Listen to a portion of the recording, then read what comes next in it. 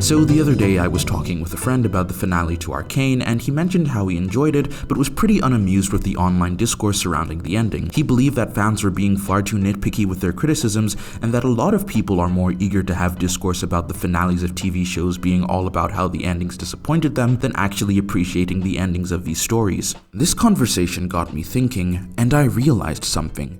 With very few exceptions, I don't think there's been a series ending in the last 5 years or so that has actually been able to satisfy most viewers, especially in the realms of cartoon, anime, and manga. Despite glowing IMDb reviews, you'll still find a lot of people criticizing the endings of many of these series. So, why are there no satisfying endings anymore? No. Break my heart. I don't want her to find someone else. I want to be her one and only love. Even if she does get over me, I think it should take her 10 years at least. Oh, I see. Sorry, I didn't think you'd say something that pathetic. Attack on Titan is probably one of the most infamous examples of a divisive ending in modern television. The manga's original ending in chapter 139 left many fans upset, with a variety of criticisms ranging from simple character interactions to seemingly major retcons. The reason I think AOT's ending got as much backlash as it did was because AOT is an incredibly detailed and well thought out story. I often say that you haven't watched or read AOT until you've seen it twice, because there is just so much detail and meticulous foreshadowing that you truly don't appreciate how much work Isayama put into the story on a single viewing. Seemingly innocuous lines of dialogue take on incredibly deeper meanings as the story progresses. Little details that you don't pick up from can be hinting at something that seems incredibly obvious in hindsight. Some of my favorites include when Reiner discovers Ymir is from the outside world when she's able to read the label of a can of herring.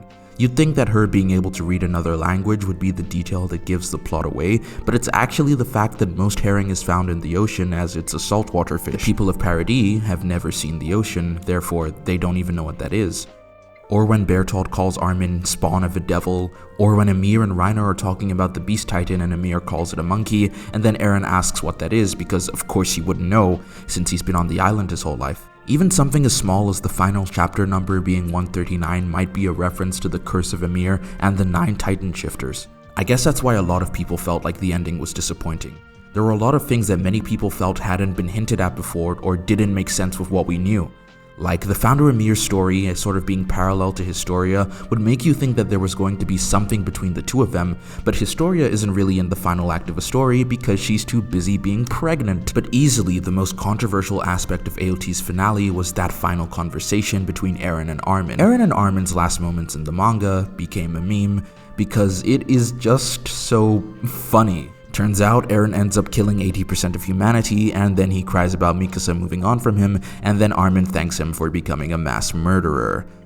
Yeah, that was definitely not good. The finale was so disappointing to many fans that people began to believe the manga's ending wasn't the true ending, and there was going to be an anime original alternative that would fix most of the problems.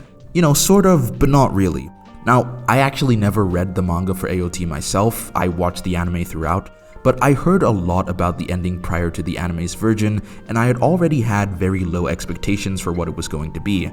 That being said, when I sat down to watch it on the day it aired, I didn't really mind it. I thought for the most part it was fine, but the last 15 minutes of the hour-long special were pretty weak, all things considered. But I didn't see the problem with Eren and Armin's final conversation. Turns out, that's because a lot of it was changed for this specific scene. Armin actually freaks out when Eren mentioned he kills 80% of humanity, the mass murderer gratitude is removed and replaced with Armin thanking Eren for showing them the world outside the walls. It's generally a lot better, even though it still includes Eren crying like a baby. Now, the anime version was received a lot better than the manga just because it made things that were sort of unclear a lot more understandable. The themes of the story just made more sense with this ending.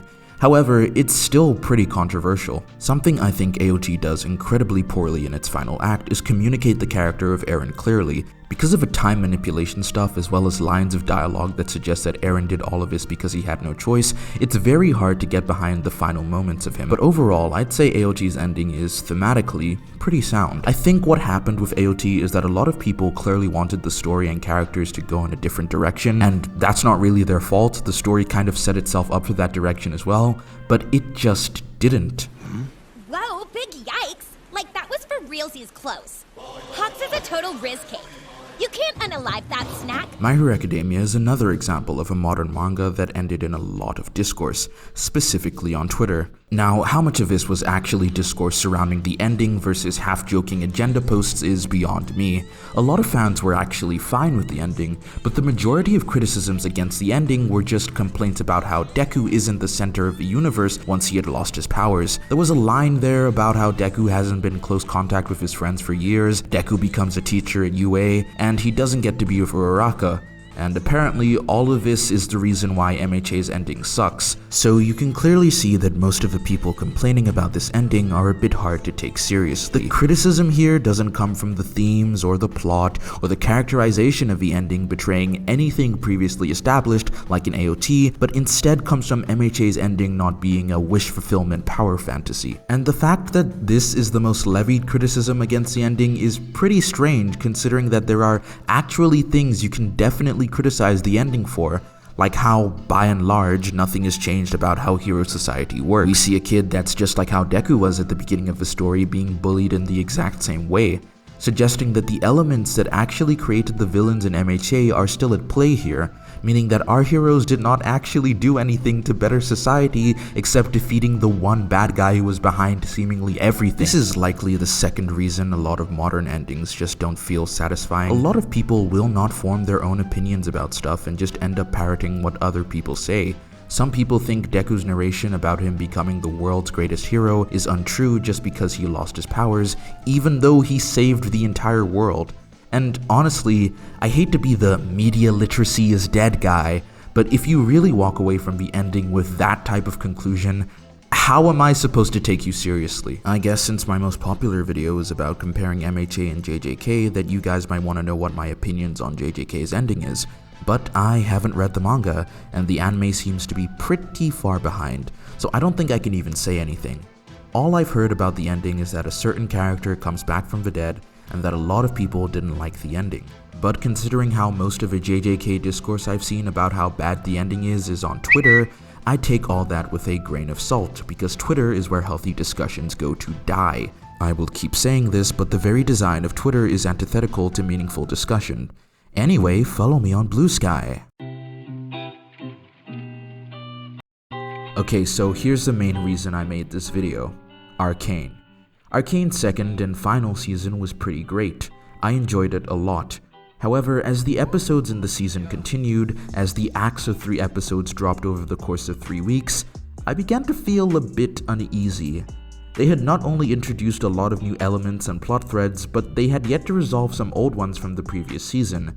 How are they going to resolve all of these incredibly complex moving parts at the end of a series? Well, they didn't. Arcane did something that I dislike, but overall respect. It set up stuff, but didn't give that expected satisfying ending to resolve all the things it set up. Piltover and Zon tensions rising at the beginning of the season is resolved by the end of episode 6, because the story changes to focus on the characters. To the viewers who were heavily invested in the class warfare aspect of the story that had been built up since season 1, this was probably really annoying. Why did the first act of season 2 end with Caitlyn becoming a dictator and then have the rest of the season basically do nothing with that idea? Arcane season 2 really needed an extra 2 or 3 episodes in my opinion. It feels kind of rushed in some areas, with the exception of the best episode in the season, episode 7. Season 2 just needed a bit more time to breathe. Now, all of that being said, Arcane season 2 is still absolutely incredible, and I think that despite its ending not being perfect, it's still really good. There is beauty in imperfections. And I think a lot of people hold the same sentiment I do, because Arcane knew what to sacrifice and what to keep to have its story still work. And that's when I realized something. Stories now are more ambitious than ever. They are tales told over many years with countless moving parts and themes and characters and symbolisms all being analyzed, appreciated, and scrutinized by the collective unconscious of the internet. It's simply harder for these incredibly complex stories to appease everyone because there are so many things they offer initially that people are drawn to. And often at times these stories choose to take an ending that's less cathartic like Breaking Bad and more thematic like The Sopranos. The ending to The Sopranos will forever be infamous. The final season is like a long, painful march of death as we watch Tony's empire fall and crumble right before him. And after the penultimate episode, where everything that could go wrong does go wrong, you are left with a finale that could only logically end one way. And so, you sit there, waiting for the end to find Tony like how it's found almost all other members of his crew. And then it cuts to black. And my reaction to this scene is probably the same as everyone who first saw it when it aired in 2007. I was disappointed at first, but as the days continued, I kept thinking about the ending. I kept thinking about how the entire season was a prologue to death, and suddenly, the ending just made sense to me. You see the end of Tony's story right from his perspective. And when I look back at The Sopranos, I couldn't imagine it going out any other way. But it makes sense why people hated the ending. It's just really unconventional. Why would you end something so abruptly?